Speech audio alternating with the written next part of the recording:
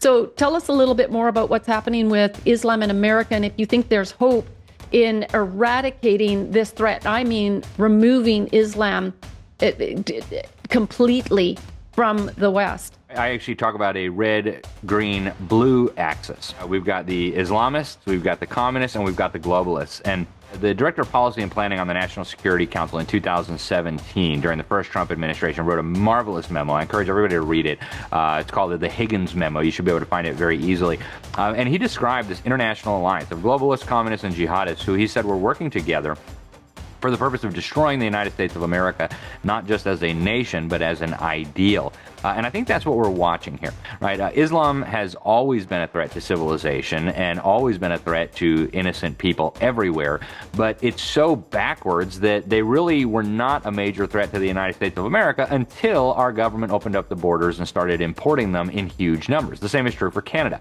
I mean, before they got the technology from the West, they were so backwards they could barely feed themselves, right? Islam is a very destructive ideological and political system that produces nothing, that destroys everything. And so, yes, Europe was threatened constantly by Islam. They had multiple Islamic invasions. But here in America, it really wasn't a big deal. I always remind people, and this is even true in Europe, until globalist and communist politicians voted to open up the borders and start mass importing Muslims, there was no real Islamic threat. All the armies of the Muslim world combined could not have come close to American soil if we had not invited them all here, if treasonous forces within our own government had not invited them here. So why did they invite them here? Well, I think the reason is very simple. They want to use them to destroy America, to destroy our country. So you do have this alliance that on the surface seems very bizarre. You know, why would they be working together? Well, that's because they have a common enemy. That enemy is Christ. That enemy is Christian civilization. That enemy is the United States of America, because, of course, it is a Christian civilization built on Christian principles, very similar to Canada, very similar to much of Western Europe. And so I don't think any of these threats can be understood on its own. Yes, Islam on its own is always going to be a threat to people who are in the nearby vicinity, right? If you don't believe me, ask North Africa, right? North Africa was at one time Christian. North Africa at one time had civilization until Muhammad's armies came through and chopped off everybody's heads and forced everybody to either submit to Islam or pay the jizya tax. So we're going to have to deal with this, but I think to deal with it, we're first going to have to deal with the forces within our own government that did this.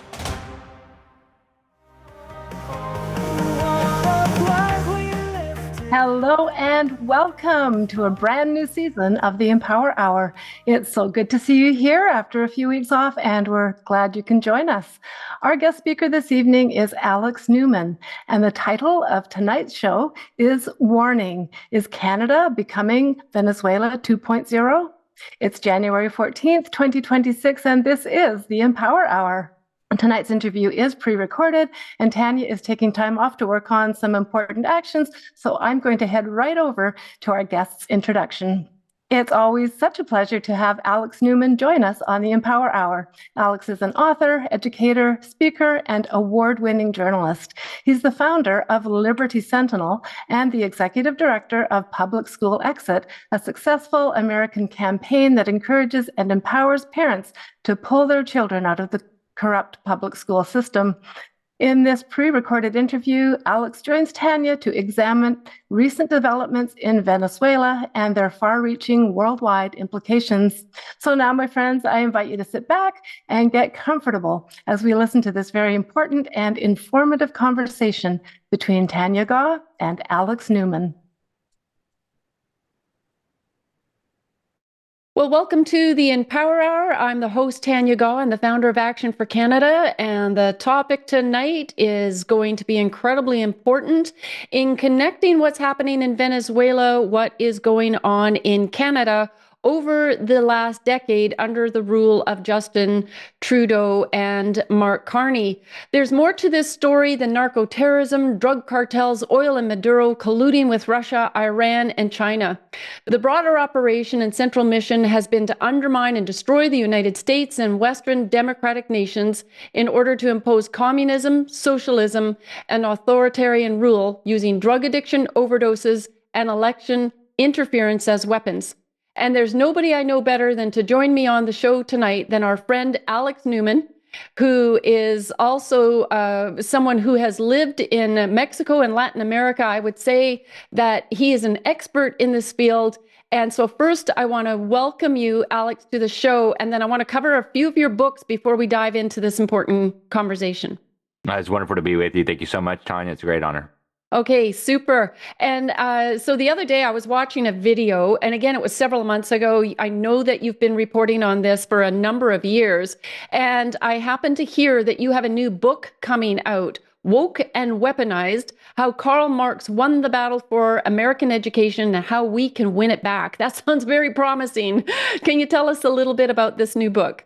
Well, thank you, Tanya. So I co-wrote it with Robert Bortons, who's the CEO of Classical Conversations. It's the largest network of homeschooling in the world. They've got about 140,000 students, including my own children, by the way.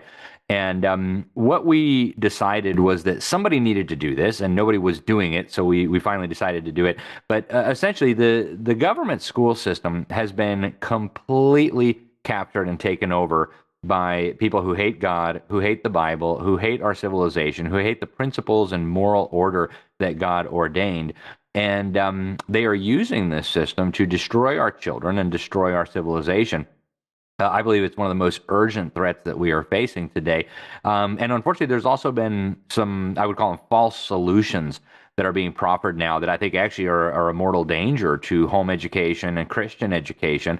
And so we wrote this book really to sound the alarm about what's happening for parents who aren't aware, and also to offer some ideas on solutions. You know, how do we, first of all, protect our own families? And then how do we as a society get out of this mess that has been caused by now generations of indoctrination, sexualization, dumbing down of the next generation? And ultimately, Tanya, if we don't do this right, if the totalitarians, if the evildoers capture the hearts and minds of the next generation, everything else we're doing is for nothing anyway. Right? I mean, the evildoers are going to win. So this is the key battle that we need to focus on. The book is going to be out officially very soon. Should be on Amazon, hopefully within the next week or two. We'll see. But people can pre-order right now, and I've got copies, so I'm sending them out already. I sold a couple hundred just in the last few days. But people can order that at my website, libertysentinel.org, if they want to get it. Unfortunately, I have to charge shipping to Canada, which I don't know what it is, but I think it's a lot. But, that's one way to get it. So. Okay, awesome. And you have been on the show so many times as we've talked about education and as you say, 911, the schools are on fire, remove your children. And the other side definitely knows that the way to control the future is through the hearts and minds of our children and capturing those in these indoctrination centers that they call public funded education. You are also involved with Classical Conversations in the United States. I want to encourage our viewers to look up and follow Alex, go on to Liberty Sentinel to access all of the links and information, as well as on Action for Canada's page. If you go to current issues, current events, you will see that we have a homeschool revolution going on here in Canada as well. And I was encouraged by stats that I saw. I was reading last week that showed comparisons from the 80s to the 90s, the massive increase in parents who are removing their children from the education system and choosing to homeschool, and how this is going to really shift our battle against the tyrants that are working to take control of them. And so now on that as well, I want to move towards, you also have written the Deep State. This book was incredible in exposing what was going on down in the United States, as it says, the invisible government behind the scenes. And I understand that you have a revised version coming out soon. Yes. So we had the first edition was actually published in 2020, very early on in the COVID pandemic. And, it had a lot of information about what was going on at the time. We are releasing a revised second edition now because so much has happened over the last 5 years that we thought we needed to kind of bring it up to the present moment. I still like the old edition. It's still got a lot of useful information that unfortunately we had to cut out to make space for the new stuff. But the new edition will be out, I would think, within the next couple of months. I've already sent the manuscript to the publisher. They're doing the finishing touches on it, and that'll be available also by Amazon or through my website. The first edition is still available. The second edition will be available within the next few months, I think. Okay, and I know in 2025, during Trump's second term here, there's been so much more that is being exposed publicly. The mainstream media can no longer ignore it as well. So you were on the front line of that. And Alex, I just want to thank you so much. You certainly are an award-winning international journalist, and that you do your work. You have great connections, and we really appreciate that. Before we move along as well, Trenzio, if you just want to bring up his two other books, I have one here, Crimes of the Educators, as well of they are indoctrinating our children to death. So if this is the first time you're hearing about Alex Newman, I highly encourage you to get plugged in and follow the work that he is doing, because what is happening in America affects Canada. There is this ripple effect as citizens wake up. Then they start paying attention more carefully to who they're electing into office. And it will be a battle in Canada coming into the next election to get these tyrants removed here as well. So with that, Alex, as I did a deep dive into what is going on in Venezuela, it brought me back to many, many years ago. Really, this is what started my advocacy and working to expose what our deep state in Canada is doing. And that started for my journey with the legalization of marijuana in Canada and putting it in the hands of 12-year-olds. And my MP happened to be a Liberal. His name is Ken Hardy. And I was challenging him consistently on why would they legalize marijuana, providing them all the stats that this was going to cause harm. Actually, bringing stats from Colorado was one of the go-tos at the time. And then comparing it to what the Queen of Sweden was doing in eliminating, like banning all drugs and making them all illegal. And what a lot of people may not know, that when they got elected with a majority government in 2015, the Liberals had their first convention in April of 2016. And as I continued to move through and challenge the Liberal MP, he said, "Oh, we're modeling our drug policy after Venezuela." And 10 and a half years ago, I didn't know about Venezuela. I didn't know how the regime had come in and destroyed it. And then how incrementally, it's not just, legalization of drugs and hard drugs that the Liberal government is pursuing. It was to advance the legalization of prostitution, anything immoral on one level, but then also to impoverish us and turn us into a social state. So I would like you to inform our viewers the history of Venezuela, how they fell, and we'll move into what should we be looking for and doing here in Canada, as you are also responding to this very strongly in the United States. Well, thanks, Tanya. And, the history of Venezuela is very interesting. As you mentioned, I grew up in Latin America. I lived almost my entire childhood in Latin America, primarily Mexico and Brazil. But of course, I've been to almost every major Latin American country and spent a lot of time there. And Venezuela, after declaring independence from Spain and becoming an independent nation, they actually, like many other Latin American countries, Argentina chief among them, was starting to become very prosperous. So Venezuela was developing a middle class. Obviously, it was blessed with enormous amounts of natural resources. But unfortunately, a communist terrorist by the name of Hugo Chavez was able to seize control of that country, with help from the Cubans, by the way. And from there, it got worse and worse and worse. I think the best way to understand Venezuela is really as a colony of communist Cuba. But before we move on Venezuela, there's a couple things that I think are really important for people to understand. Fidel Castro in the 1990s, actually in the year 1990, decided with his masters in Moscow that armed struggle, armed revolution, these so-called national wars of liberation was probably not going to be the most effective way to conquer the rest of the Western Hemisphere for this hideous satanic ideology known as communism. And I don't even regard it as a real ideology per se, but we can come back to that. And so he and his friend Luiz Inácio Lula da Silva, who is currently the illegitimate president of Brazil, got busted out of jail, he was in jail for good reason, by his other criminal buddy, Justice Alexandre de Moraes, the head of the Supreme Court in Brazil. They created a network in Sao Paulo called the Sao Paulo Forum. In Spanish, it's El Foro de San Pablo. In Portuguese, it would be Foro de Sao Paulo. And the initial meeting actually brought together this incredibly interesting cast of characters. You had a narco-terrorist group in Colombia called the FARC, the Fuerzas Armadas Revolucionarias de Colombia, the Revolutionary Armed Forces of Colombia. You had the Sandinistas, mass murdering communists in Nicaragua, all came together, and they set up this network and decided that the way to conquer the region was going to be through elections. But they knew they couldn't just win elections by advertising that, hey, we want to be more like Cuba, right?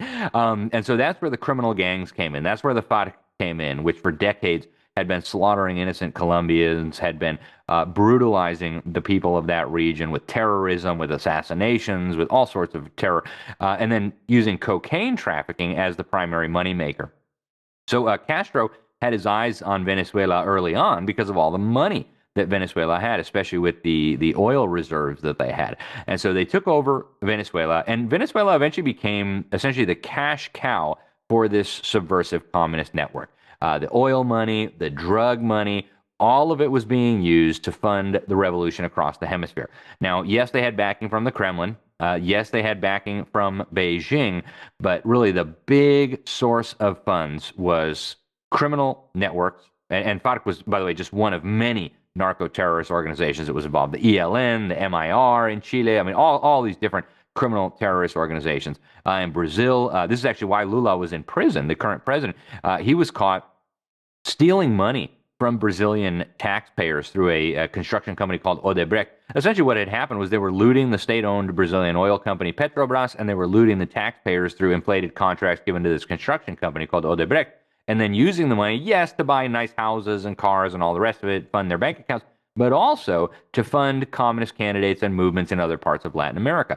So they were well on their way to taking over this region, fueled by Venezuelan money and the communist Chinese, until Donald Trump stepped in and put a stop to it.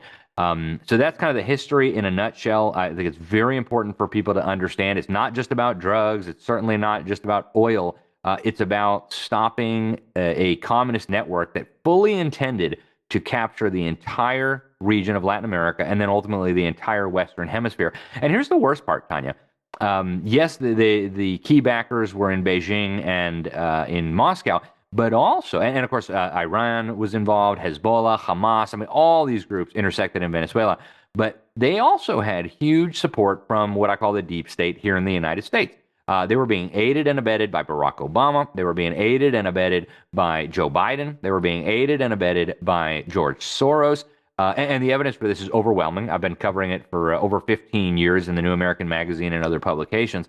So it's a very, very dangerous network. Very few people outside of U.S. intelligence and the U.S. State Department understand it. And unfortunately, a lot of the people in U.S. intelligence and the State Department who understand it are helping them. So we've got those problems to deal with.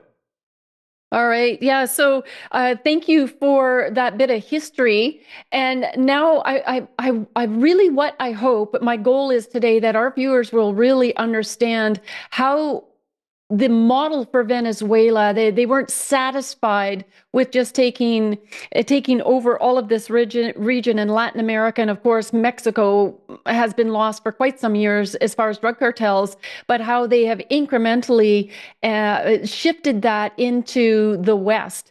And America, I want to say, was kind of ground zero as far as a target, but Canada has been equally hit as far as implementing leaders that would go along with, really, we call it communism, but that globalism, all of these global leaders are wanting a piece of this because they see that it helps them destroy the democracies in the West, which is what their goal is. So Trump coming into office, when I look at what he accomplished in the year and then how he finished off the year and began this year, I mean, this is transformational, not only for the United States, but every Western nation. Would you agree with that? Absolutely. And I think Donald Trump continues to deal really devastating blows to the globalist deep state. Just a few days ago, we had an incredible announcement that we're now leaving 66 international organizations, about half of those UN agencies, including the UN Framework Convention on Climate Change, including UN Women, including the UN Population Fund, including the Intergovernmental Panel on Climate Change. These are wicked, subversive, evil organizations that are working to destroy civilization and enslave humanity. So Trump is doing really some heroic things. I wouldn't say I agree with all the things that he's done, and certainly not all the things that he said. But the fact that he has been able to hit the globalists and the deep state so hard and remain standing is absolutely astounding. In fact, I think it's nothing short of miraculous, actually. And we see this across a whole sphere of different policy areas and geopolitical issues. When it comes to what was happening in Venezuela, there's an even bigger picture. And you're right, it affects Canada probably even more so than the United States. But to really understand, I think, what's happening with the communist movement in Latin America, we need to understand that this is actually a global phenomenon, right? So even before the collapse of the Soviet Union, you had a number of defectors. I would argue the most important the most important defector who ever came to America was a guy by the name of Anatoly Golitsyn. I have his books. I've read them. They're phenomenally important. One is called New Lies for Old. The other is The Perestroika Deception. And what he warned, first the American government and later the American public in the early 80s, because the American government wasn't listening, was that there was a long-range disinformation plan that he worked on. He was in the Department D, the disinformation department in the KGB, and there was a long-range disinformation plan, he said, to have a phony collapse, a phony crumbling of communism so that they could finally put the West to sleep and eventually weaken us to the point where we could be conquered. And he warned that all of this was going to happen many, many years before it happened. He gave a series of about 205, you might say 206, very specific predictions about what was going to happen. Of those, about 200 have come true. There's only a handful that we're still waiting for. I'll give you some examples. He said they were going to bring down the Berlin Wall. He said there would be a phony collapse of the Soviet Union. And he said what you're going to see is a collapse of the Soviet Union, but all the same criminals are going to stay in power. They're going to form new political parties. They're going to purchase state assets for pennies on the dollar, but ultimately the same criminals will remain in charge. It'll happen in Bulgaria. It'll happen in Romania. Even in Poland, he said there's going to be a fake anti-communist revolution in Poland led by a guy called Lech Walesa. And of course, we all know Lech Walesa, the glorious leader of the anti-communist uprising, the Solidarity movement. Well, we had already been warned about Lech Walesa by Anatoly Golitsyn. Turns out, now that we have the KGB archives partially opened, we know that Lech Walesa was a KGB agent. His code name was Bolek. So all of the predictions that Anatoly Golitsyn made up until a certain point have come true, about 200 out of 205 or 206. The last prediction, the grand finale, you might say, is what he described as a 2nd October revolution. He said the communists in Moscow, the communists in Beijing, and their communist allies all over the world, when the time was right, would undertake a 2nd October revolution, a throwback to the October Revolution that ended up collapsing Russia and enslaving Russia, but that this would be global in scope, and it would happen when America was weak enough to finally take down. So they've been working on this for a long time. They've been trying to take America's the prize, right? We love you guys in Canada, but Canada could fall or rise, and it wouldn't mean final victory for communism. America's a different story. If America falls, it's over, folks, unless God Himself comes and actively intervenes. And so America has long been the prize, and they tried everything they could to take down America. To go back to Cuba for a minute, most Canadians probably don't even remember this, but we had a vicious, vile terrorist group in the United States even before I was born. This was 60s, 70s, called the Weather Underground. They were very famous and notorious at the time. They bombed the Pentagon, right, where our Department of Defense is. They bombed the State Department. They bombed the Capitol, where our Congress meets. They murdered American police officers while they were robbing banks and robbing money trucks. And then they bombed the funerals of the police officers so they could kill more of them and their friends and family. It's basically try to strike terror in the hearts of Americans. And we now know they were working hand in glove with the communist Cuban dictatorship, with the DGI, the General Directorate of Intelligence in Havana. Now, that was interesting. Now, the guy who infiltrated the leadership of the Weather Underground, his name was Larry Grathwohl. He was an FBI operative, and he penetrated the highest level of the Weather Underground, the leadership committee. And he actually revealed all this before he died in public interviews. He said he found out what they were planning to do was kick off a revolution in the United States that would sow chaos and terror everywhere. Nobody would know what to do. There would be assassinations. There would be civil war, violence in the streets.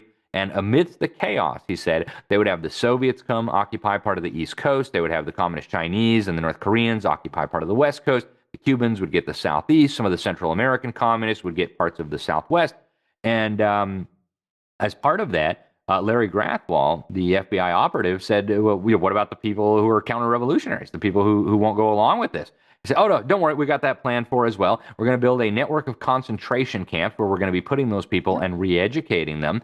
And he's, well, what about the ones who can't be re-educated? And Grathwohl says they openly acknowledge that their plan was to exterminate about 10% of the American population, about 25 million people.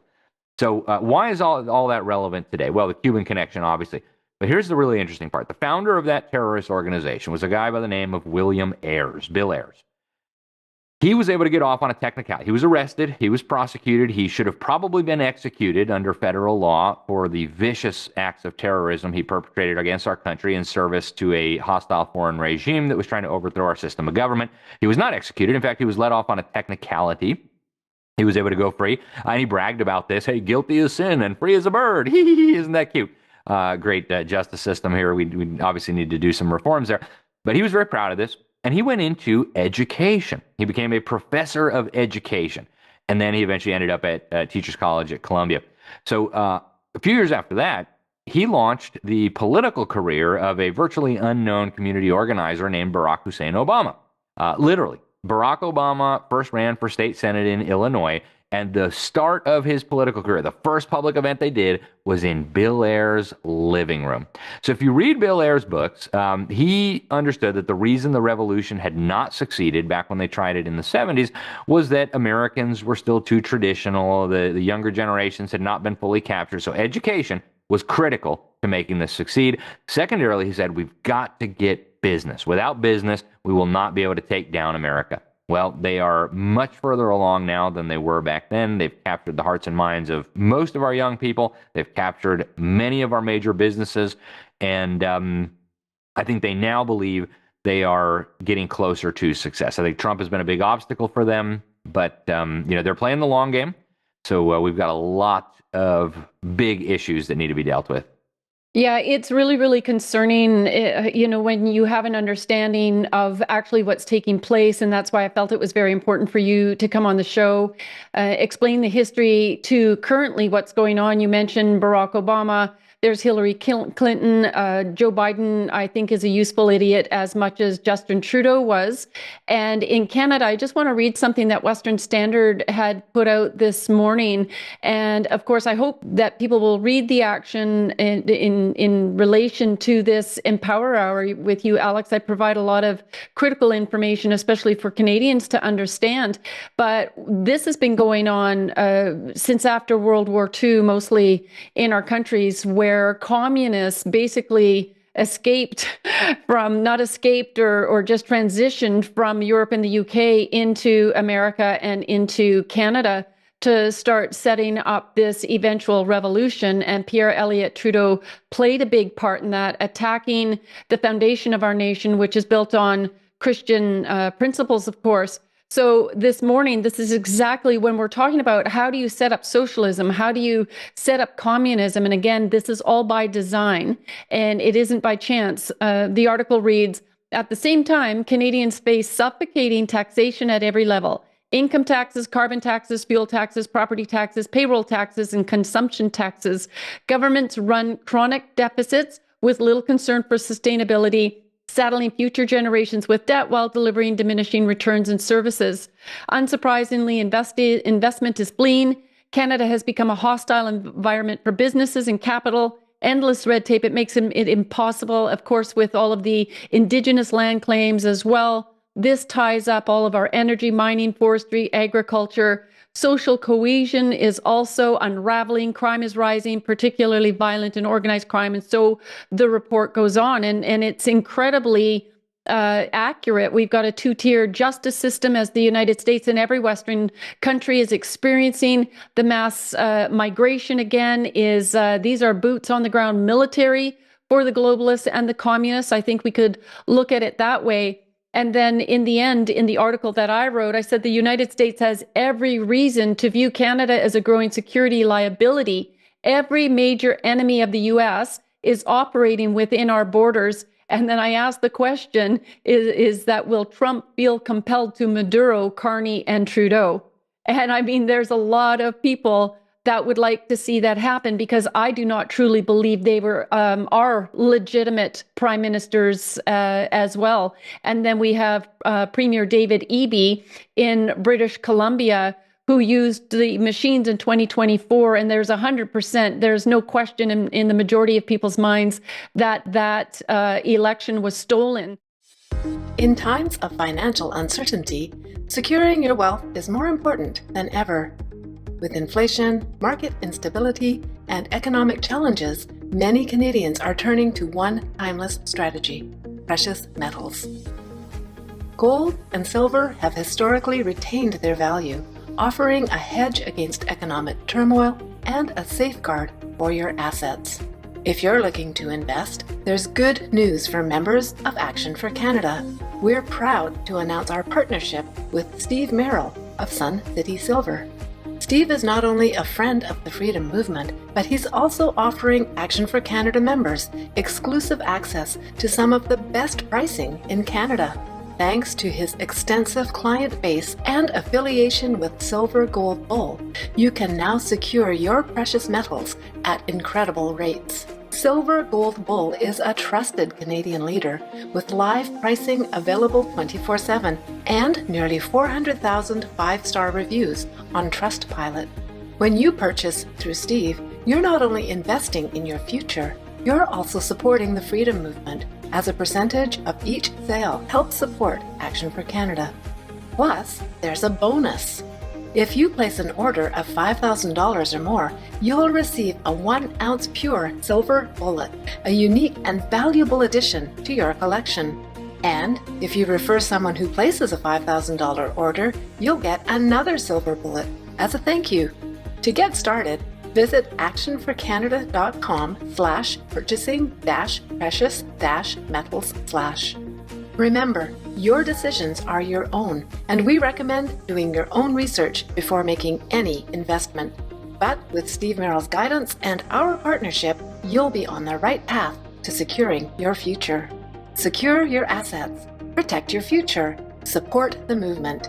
Visit us today to learn more.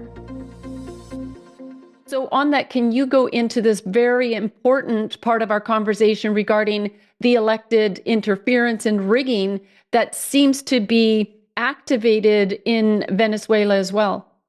Yeah, well, that was one of the many things that they were doing in Venezuela. Again, Venezuela needs to be thought of as a Cuban colony. And they recognized that elections was going to be probably the most important vehicle for them to take over the countries that they still did not control. And they also recognized that they weren't going to be able to win elections legitimately.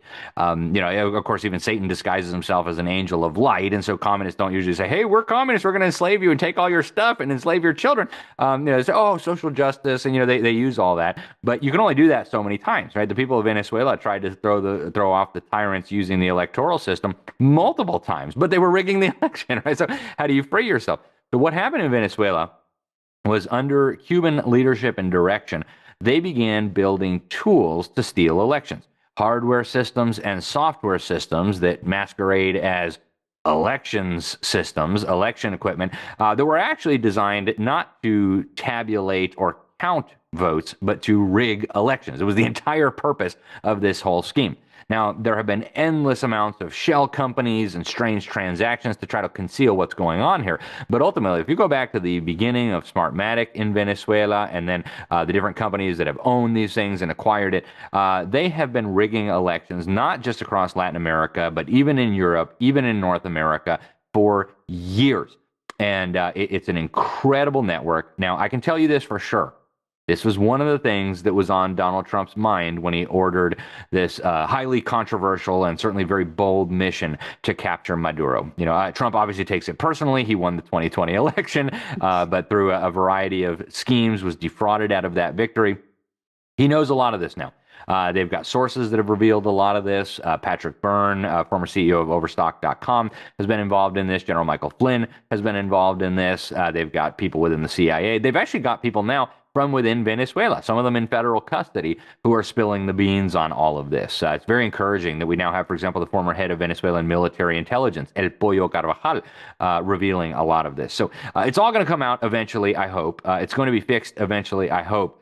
But people need to understand these people have been rigging elections for years. And it's not just in Venezuela. It's not just in third world dictatorships. It's even in countries that we think of as advanced or developed economies very much including right here in the United States. Yeah, well, I think about Keir Starmer, and I think there's no way the majority of citizens have actually elected him into office. I don't know. I just can't see it. But, speaking of Maduro, and I was watching, it was yesterday, it was an interview that Marco Rubio was having with a CBS person who was interviewing him. And oh my gosh, she just embarrassed herself. I was so impressed with the way that he conducted that interview, because she was like, okay, so you went in and you took out Maduro. Why didn't you go in? And because she started naming the minister,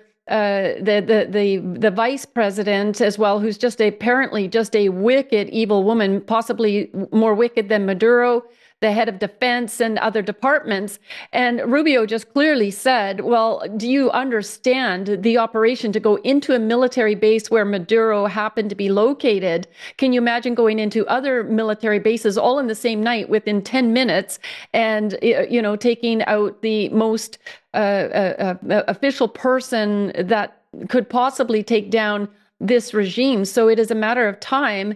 I believe that putting the sanctions on the oil is also a motivator by Trump in order to maintain control until the U.S. has stated that they are going to be involved until there is a democratic election, which to me I'm a bit confused about, because in 2024 there already was an election. There is an official president, and that he should actually be provided that position. Would you agree with that?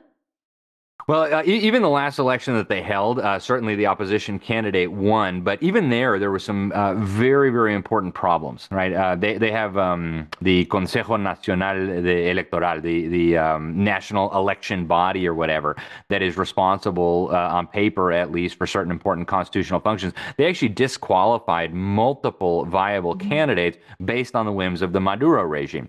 So I do think it's important for them to have another election. I absolutely share your concern about Delcy Rodriguez. Her and her husband are incredibly wicked people. They are masterminds of this criminal conspiracy. There's a lot of very clever analysts who I've spoken with who actually believe that Delcy is even more important than Maduro, Delcy and her husband.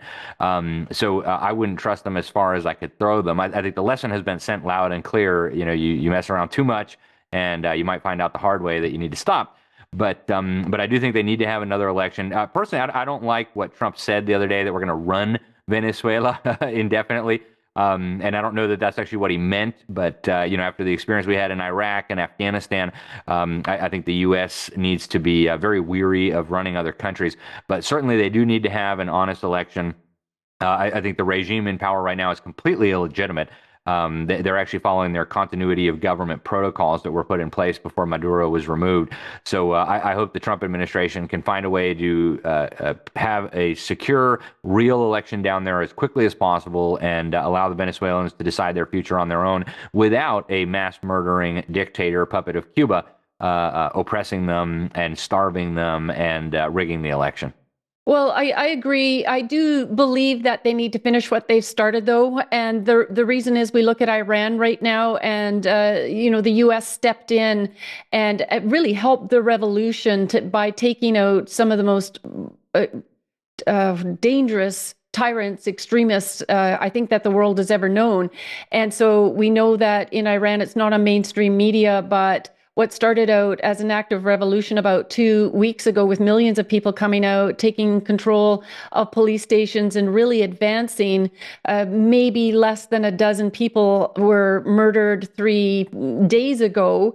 And then all of a sudden, the Iranian regime realizes they're really losing control, and there will be a collapse of their oversight over Iran. And so they've brought in basically Islamic militia are coming in with their automatic weapons and wiping them out. And something needs to be done. I don't think the world should be standing back and allowing this any longer. And then that was my concern for Venezuela, knowing that there are still dictators who are very much in control. Can you explain to our viewers why it was legitimate for Trump to step in, explain the Monroe Doctrine, and why this involves the Western Hemisphere, and why that's substantial right now? Yeah, so the Monroe Doctrine was articulated by James Monroe, and the idea was that the Western Hemisphere is not going to be a place for foreign empires and foreign ideologies to be messing around. And James Monroe was very much a non-interventionist. He did not believe, like most of our founders, did not believe in, as George Washington put it, going abroad seeking monsters to destroy. We want peace and friendship and commerce with all nations and permanent entangling alliances with none. But he did believe that we needed to protect the Western Hemisphere from the absurdities that were going on in Europe at that time with the various empires and the conniving and the never-ending wars and things like that. So that was the Monroe Doctrine. Now, Donald Trump has articulated what he calls the Donroe Doctrine. And this is kind of an expansion of the Monroe Doctrine. So let's first talk about the legitimacy of what Donald Trump did in Venezuela. Well, our Constitution does put the war powers with Congress, and our Senate actually just voted to restrict Trump from being able to take any further military action in Venezuela as a result of that. They want him to not be able to send boots on the ground or anything like that without permission from Congress. And Article 1, Section 8 of our Constitution does say that war is something that is decided by Congress. Congress is who declares war. And so I can certainly appreciate that. But if you go back in our history, there's also a lot of nuance to that. Thomas Jefferson, obviously one of our most important founding fathers. He was the primary author of the Declaration of Independence. He's one of the best known founding fathers.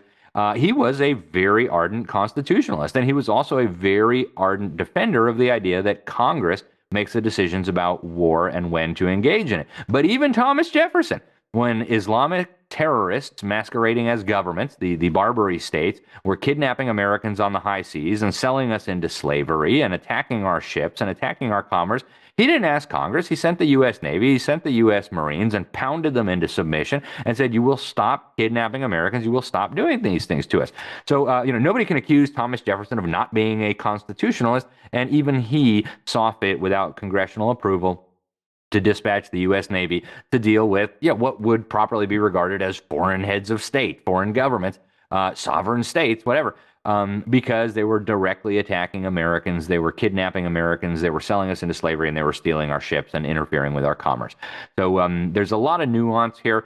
Even more recently, of course, President Bush went into Panama and grabbed the dictator Manuel Noriega, and he was brought back to the United States, and he was put on trial, and he was convicted, and he spent, I think, about 17 years in prison. Then he was sent to Europe to go serve some more time in prison over there. So there is a time and a place for the U.S. government to intervene when America's under threat, when our direct interests are under threat. And what Trump said is absolutely true. If he had gone to Congress and said, hey, guys, I'm thinking about grabbing this mass murdering dictator who's not only abusing, starving, destroying, murdering his own people, but who's also killing Americans, who's got foreign operatives all over our country, committing sabotage, stirring up revolution, there are at least a few dozen members of Congress who are card-carrying members of the Communist Party USA. They don't say that, who are members of the Democratic Socialists of America. They would have been on the phone immediately with the Maduro regime, say, hey, Trump's coming to get you. Watch out. So, I certainly understand where Trump is coming from. And I think Trump looked at this and said, yes, people are going to be mad. Yes, Congress is going to be mad. But the alternative is these people are literally planning to take down our country. They're destroying our lives of Americans. They are preparing to foment revolution, not just across the region, but in the United States. And so I think that was what was going through Trump's mind. And I think what we'll see as this goes through the courts is he's going to be proven correct. We'll see. I don't have a lot of confidence in the courts, but I think just based on the precedent that they have set before, this is all going to end up being found legitimate and constitutional. We'll see where it goes from here. Now, the latest national security strategy that was put out by the Trump administration, I think there's some serious deficiencies in it. And I've shared my concerns with some of the people involved. For example, there is almost no mention of the CCP. Right? There's almost no mention of jihad and Islamic terrorism. Why? Those are pretty important threats to the national security of the United States. I'd like to see more emphasis on that. What appears to be happening is that some of these ideas of Curtis Yarvin, kind of a philosopher. I don't know how familiar Canadians are with him.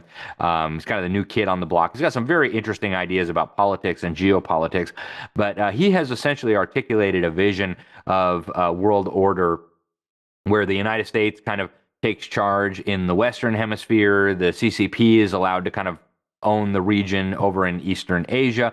and then Putin, the Kremlin, and maybe some of the European powers, maybe the European Union, can kind of focus on Eurasia. And I have some concerns about that strategy. I don't believe we should be giving the CCP free rein. I certainly don't believe we should be giving Putin or the European Union free rein. But at the same time, there's got to be an element of pragmatism. The United States is $40 trillion in debt. Our military has been all but destroyed by a successive series of administrations that was far more interested in hurting our military than building it up. And we've got a lot of catch up to do now if we want our Navy to be able to keep up with the CCP Navy. Putin and the Chinese have very advanced weaponry that hasn't all been disclosed publicly. And unfortunately, America has been deliberately handicapped in our ability to deal with these things. And even worse, the deep state in the United States has been building up communist China. They've been building up the threat of Islamic Jihad to where now it is a very real threat to our national security. So I understand what Trump is trying to do in the Western Hemisphere, and I appreciate a lot of what he's doing. I think we need more emphasis on Islamic terror and jihad, and I certainly think we need a lot more emphasis on the CCP. But really, step one would be very simple. Cut off the funding coming from the United States. Hold accountable those leaders in government and business who have given all of our technology to the Chinese Communist government. Hold accountable all those who betrayed our country. And I think just taking those actions would deal a devastating blow to our geopolitical foes. Wow, that's really loaded. The statement that you just made, I could go into like 4 different conversations on that, because we know that going in and capturing Maduro had a real hit on Beijing, Huawei, their system that was supposed to, it was all fraudulent, I think, coming out of Chinese from the articles that I'm reading, that their capacity to be able to, in advance, see a threat coming has been proven, it's been dismantled by the United States very, very quickly, because they led a very stealth operation. I'm a little bit of loss for words right now to explain this, as far as the systems that China was supposed to have helped Venezuela and other countries put in place so there wouldn't be these kind of attacks. I look at something that you said that I really want to put perspective on for our viewers as far as what this war looks like. I've called it a war unlike any other, because we're not seeing bombs dropping, we're not seeing hand-to-hand combat. What we are seeing is drugs being used to weaken Western civilizations, and it's been devastatingly effective, Alex. And there was a fellow by the name of Wayne Allen Root. I'm not sure if you know who he is, but he said this is a war to save our children. And then he gave some stats that I'm going to read right now. 58,000 Americans died in the Vietnam War, 116,000 in World War I, 407,000 in World War II, 600 to 700,000 in the Civil War. He then goes on to say that this drug war is an undeclared worst war of all time, a war only being fought until now by one side. In this undeclared war, foreign enemies have been waging war against our children and our society without consequence. Over 100,000 Americans die each year from drugs, more than 1 million in the past decade, and 2.5 million deaths since the year 2000. And this is only in the US. This is not including Canada or other Western nations where, and you're 100% right, the fact that the CCP isn't being addressed, but maybe Trump is doing it in the way, as I mentioned, that going against their intelligence network that was supposed to see this threat coming. They've exposed that. This is going to be quite a hit against Russia and Beijing as far as oil sanctions are concerned. And then what is going on in the United States right now, we look at the Red-Green Alliance or Red-Green Axis, and that's the communists and the Islamists work together to destroy Western Christian nations. And this has been a very, very effective. I would say the United Nations are 2/3 basically communism, the majority, and 1/3 Sharia compliant, which means that they fully support Islam and Sharia, Islamic law. And so the together of them, and that's why I'm saying we should be exiting the United Nations completely, 100%. And that war is waging in Canada. We have the CCP, police stations, election interference at the highest levels of government. We have the Muslims that are operating freely in Canada, the jihadis the Khalistani Sikhs, and as well as the Hindus. And we're talking on massive operation. And I would say that the CCP are definitely a concern, but the Muslims are a greater concern because they are so well organized worldwide to create their objective of a stealth jihad, and they want world dominance. And they told us what they want, and they're doing it.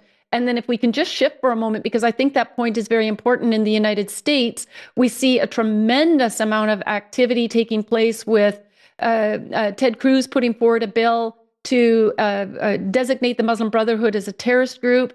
I'm pursuing a bill like that in Canada, but we don't have support from the Conservative Party at this point. And, people need to understand that the war on the soil is going to be coming up in these next elections. You better be ready to start being boots on the ground to help elected officials get into office, because the life and breath and the future of our nations relies on this. So tell us a little bit more about what's happening with Islam in America, and if you think there's hope in eradicating this threat. I mean, removing Islam completely from the West. Yeah, and what we see here, I actually talk about a red, green, blue axis. We've got the Islamists, we've got the communists, and we've got the globalists. And we had the Director of Policy and Planning on the National Security Council in 2017 during the first Trump administration wrote a marvelous memo. I encourage everybody to read it. It's called the Higgins Memo. You should be able to find it very easily. And he described this international alliance of globalists, communists, and jihadists who he said were working together for the purpose of destroying the United States of America, not just as a nation, but as an ideal. And I think that's what we're watching here, right? Islam has always been a threat to civilization and always been a threat to innocent people everywhere, but it's so backwards that they really were not a major threat to the United States of America until our government opened up the borders and started importing them in huge numbers. The same is true for Canada. I mean, before they got the technology from the West, they were so backwards they could barely feed themselves, right? Islam is a very destructive ideological and political system that produces nothing, that destroys everything. And so, yes, Europe was threatened constantly by Islam. They had multiple Islamic invasions. But here in America, it really wasn't a big deal. I always remind people, and this is even true in Europe, until globalist and communist politicians voted to open up the borders and start mass importing Muslims, there was no real Islamic threat. All the armies of the Muslim world combined could not have come close to American soil if we had not invited them all here, if treasonous forces within our own government had not invited them here. So why did they invite them here? Well, I think the reason is very simple. They want to use them to destroy America, to destroy our country. And so you do have this alliance that on the surface seems very bizarre. Why would they be working together? Well, that's because they have a common enemy. That enemy is Christ. That enemy is Christian civilization. That enemy is the United States of America, because, of course, it is a Christian civilization built on Christian principles, very similar to Canada, very similar to much of Western Europe. And so I don't think any of these threats can be understood on its own. Yes, Islam on its own is always going to be a threat to people who are in the nearby vicinity, right? If you don't believe me, ask North Africa, right? North Africa was at one time Christian. North Africa at one time had civilization until Muhammad's armies came through and chopped off everybody's heads and forced everybody to either submit to Islam or pay the jizya tax. So we're going to have to deal with this. But I think to deal with it, we're first going to have to deal with the forces within our own government that did this. Now, to go to communist China, the same exact thing is true. Communist China would not be a threat to the United States of America was it not for the treasonous forces within our government and within our business community that, first of all, put the communists in power, and second of all, build. The same is true with Cuba, by the way. We can talk closer to home. We're talking about Venezuela. Who put Fidel Castro in power? 100% the work of the U.S. government. And that sounds crazy to people today who don't know the history. The U.S. government put Castro in power with help from the New York Times. It was the State Department's idea. The New York Times, they had a fake journalist, and yes, fake journalists even existed back in the 50s. His name was Herbert Matthews. He was a member of the Council on Foreign Relations, and he went to Cuba and told all America that Fidel Castro was a freedom fighter who was going to liberate Cuba from this terrible fascistic regime. The guy was our ally, by the way, Fulgencio Batista. And anybody who didn't like him must have something wrong with him. They actually called him the George Washington of Latin America. That's the kind of outrageous propaganda that these traitors in our country were selling us. Now, people with a brain knew that he was a communist. The U.S. ambassador to Cuba, his name was Earl Smith, said, guys, he's a communist. You guys are crazy. Stop doing this. He wrote a whole book about it called The Fourth Floor. It's marvelous. He gave testimony in the Senate saying the U.S. government put Castro in power. The founder of the John Birch Society, Robert Welch, said Castro is a communist. Don't believe the State Department. Don't believe the New York Times. Why did they put Castro in power? For the same reason they brought Mao to power. I've got a whole hour-long presentation about how these very same sinister forces brought the Chinese Communist Party to power. Why did they do that? And then why, for decades, did they build up Communist China? Communist China was so backwards in the 1980s, they could barely feed themselves. They certainly couldn't build a navy that could project power. They couldn't do anything. I mean, they were still struggling to literally feed and house and clothe their own people.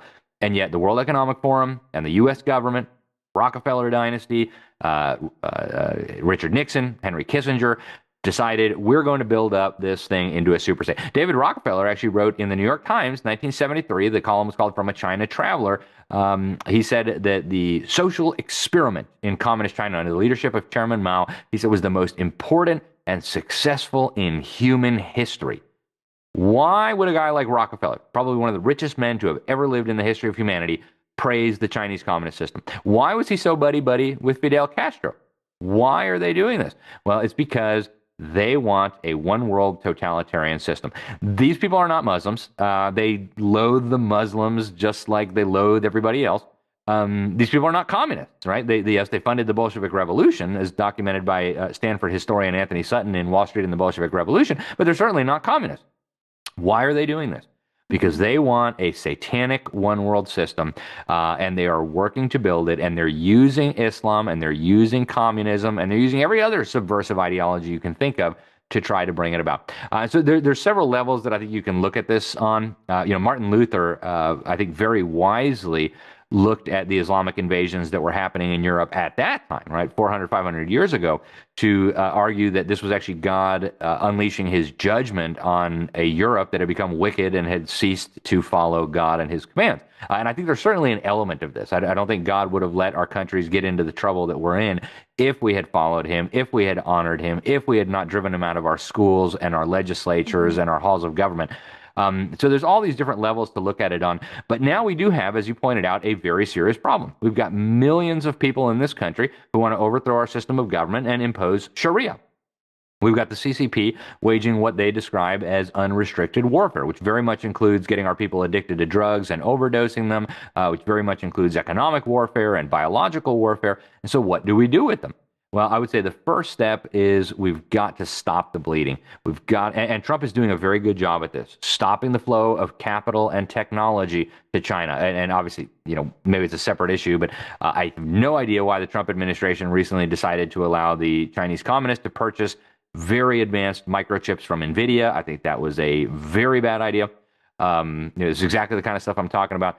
But if we're going to stop this, I think it has to begin in our own legislatures, in our own government. And, to deal with the Islamic threat, to go back to your original question, we're going to have mass deportations. I'm sorry, but, you got to go. You got to go back to Libya. You got to go back to Syria. You got to go back to Afghanistan. Hopefully we can evangelize these people and they can come to learn the gospel and they can go home and they can explain the Bible and truth to the people of their countries and they can make their countries great. But without any doubt in my mind, if we're going to survive as a society, we're going to have to do mass deportations of all the people that have been brought in over the last few decades. Yeah, I agree. And I am so happy to hear Western nations around the world that are saying the same thing.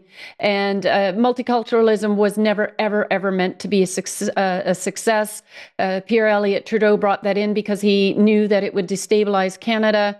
But he messed up. But for lack of knowledge, Canadians are going to perish because they don't understand our history and our founding documents. They want to poo-poo the coronation oath, which states very clearly that we need to be governed by biblical principles.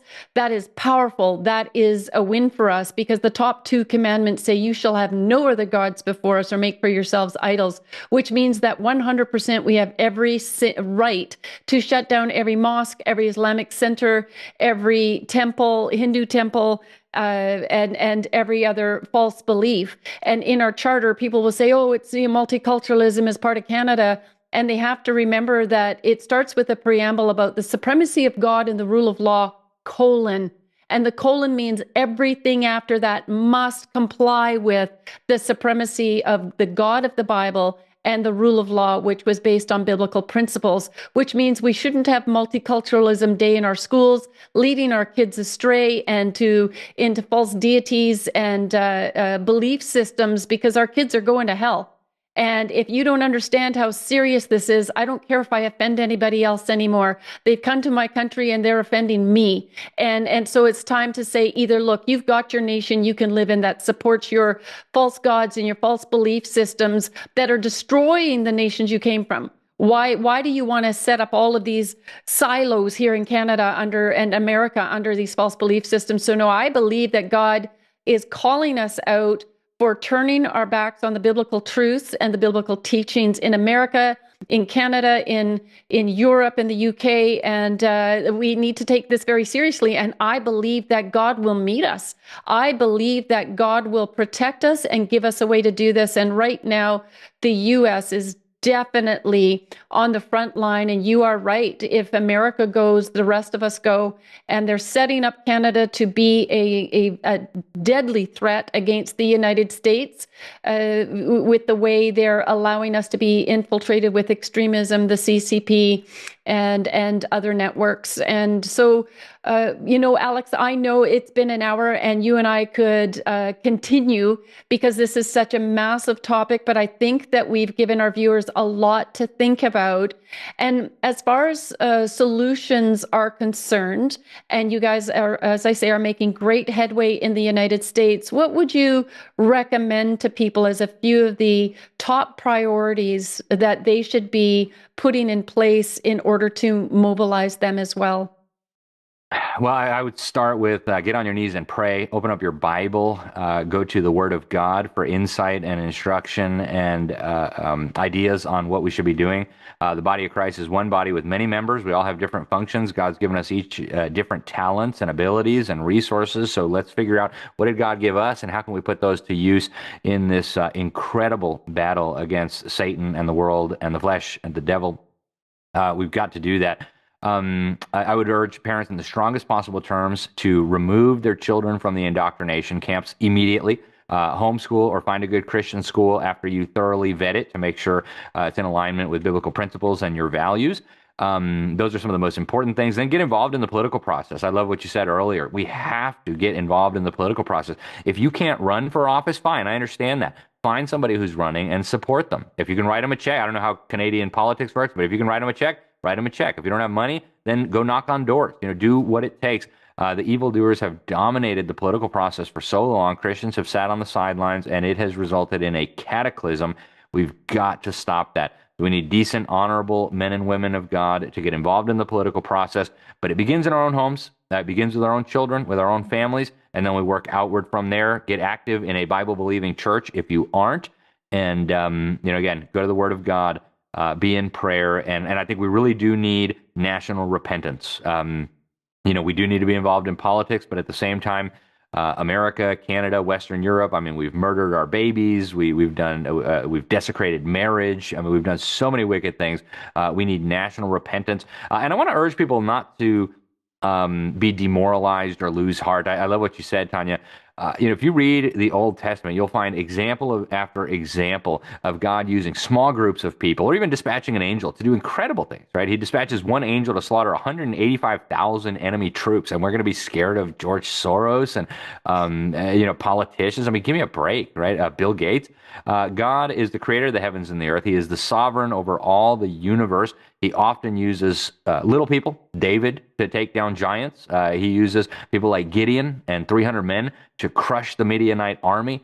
Read about Elisha when this massive army had come against him, and his servant's like, oh no, what are we going to do? And he prays that God would open his servant's eyes, and suddenly he sees the spiritual battle where God's angels are all over the place. So folks, don't be disheartened. God is still in charge. He did not abdicate the throne. Satan's going to end up in the lake of fire. We just have to follow his instructions in the meantime. Absolutely. Thank you for that, Alex. And I do believe that raising up the church, raising up leaders is incredibly important. God didn't appoint the 12 tribes of atheists. He appointed the 12 tribes of Israel, and he was very, very clear to appoint godly leaders. And that's what we need to be doing. We need to really care about the people that are being elected and into office. And I'm talking at all levels of government, municipal, provincial, and federal. I was really discouraged earlier today. I was going through my emails, and I get this letter from a pastor in Manitoba. I was sickened by what he had to say. And we're up against Bill C9 right now. And that is a hate speech bill, and it means to make it illegal to quote Bible scripture as if it's hate speech. And Mark Miller claims to be a Christian. And so he was saying that there was parts of the Bible that are hateful and need to be removed, not removed, but there needs to be hate speech laws against them, which means good people like myself and others, that pastors could be arrested if this were to pass. So we've got a massive campaign. We've had hundreds and hundreds and hundreds of people that are responding and taking action. And this is the voice. These people think that, they're going to be elected again. But if millions of Canadians and Americans stand up and they make their voice known, that this changes the future. It changes elections. And education is everything. Knowledge is truly power. And when you have that, you need to share it. So join groups like Action for Canada that are mobilizing citizens and educating them and providing effective resources. Definitely, if you're in the United States, even if you're in Canada, sign up with Alex Newman, follow him, join his Substack.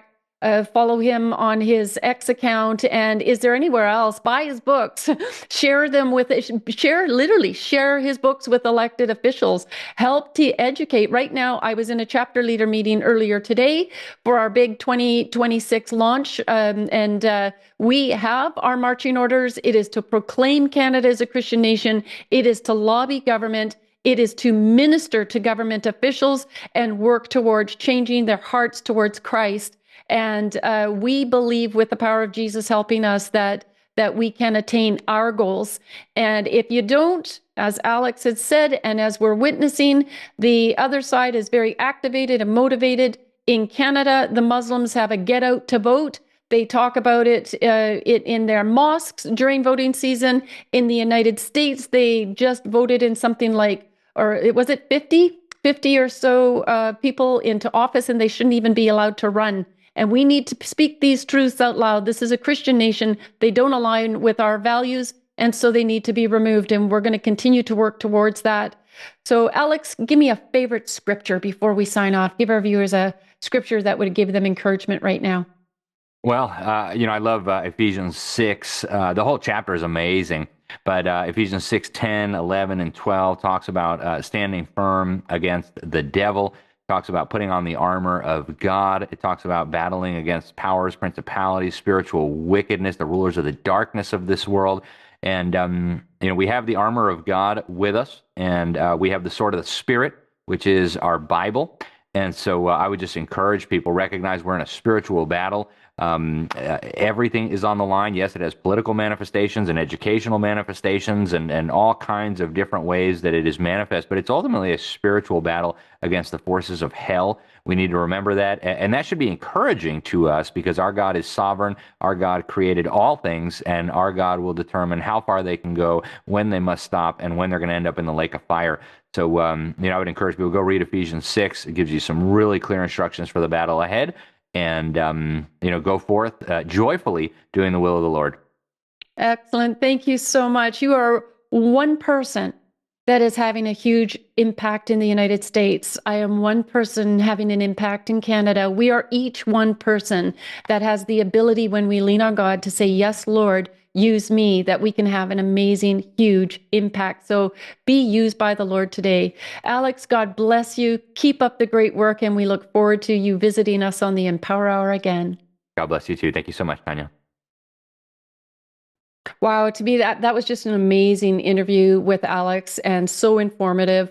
I'm going to ask that you please share this information with elected officials.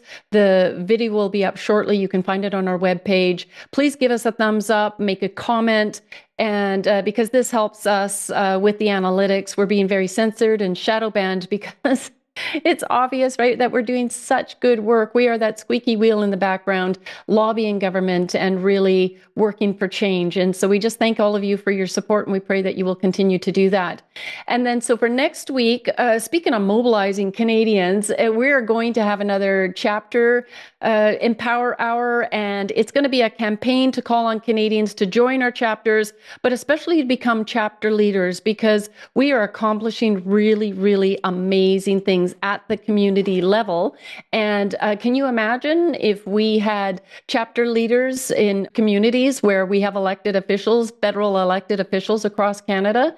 And we're talking about lobbying government at the provincial level, at the municipal level, and of course at the federal level. All hands on deck, and we'll give you everything that you need in order to support you to do that. So now, as always, I have chosen some Bible verses, and I think that they're very applicable. I love what Alex had finished off with. It works so well. He was talking about Ephesians 6, and I happen to also love Ephesians 5:11, which says, take no part in the unfruitful works of darkness, but instead expose them. And that's exactly what Action for Canada has been doing for 10 and a half years. And in so doing, Canadians are becoming more well-informed and educated, and then they are compelled to get involved. And that's super important, is to get Canadians actively involved. Luke 8:17 also says, for there is nothing hidden that will not become visible, and nothing secret that will not be known and come to light. And again, this is very important scripture. As we go to expose evil, we are exposing those in government with a very nefarious agenda to destroy our democracy. Knowledge is power. So we must be working to expose this. We must actually need to make that effort ourselves to be informed. For God hath not given us the spirit of fear, but of power and of love and of a sound mind. And that's from 2 Timothy 1:7. And again, so we're moving through this. We understand that, that we're up against tyrants and against people with a very evil agenda. But if we're going to be cowardly about it, then we are not going to survive this. We will fall into communism and a dictatorship. So it's very, very important that we know through the power of the Lord that he does not give us a spirit of fear. That's from the enemy. You do not have to be fearful in speaking the truth. So we must rise up with power and love and a sound, courageous mind. And then finally, Deuteronomy 20, verse 4, says, for the Lord your God is he who goes with you to fight for you against your enemies, to save you. And I take great comfort in that. That's what helps me be courageous. That helps me go fearlessly into the future. If I know that this is the truth that we are proclaiming and speaking, then the word of God is very clear to us that we do not need to fear our enemy. If anything, we should fear God, because our country is in this mess right now because we were silent in the face of murdering millions of Canadian babies through abortion. We were silent when marriage was desecrated in agreeing to substantiating same-sex marriage. There are so many things. We were silent in the face of all of these false gods being given the opportunity to rise up in our nation that is bringing our children down a very concerning path, we need to rise up uncompromisingly to the Word of God in love and in faith. So with that, I just want to thank you so much for joining us tonight. God bless you, and God bless Canada.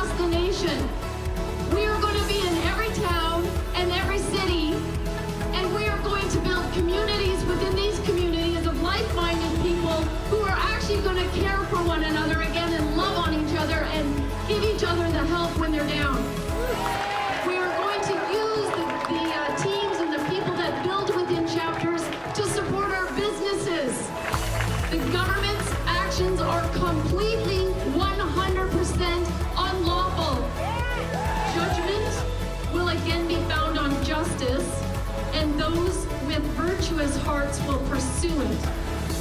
You have a virtuous heart if you are here today pursuing freedom and righteousness. And then verse 23 comes along with a promise. God says he will turn the sins of evil people back on them. He will destroy them for their sins. I take great comfort in that, because I serve a mighty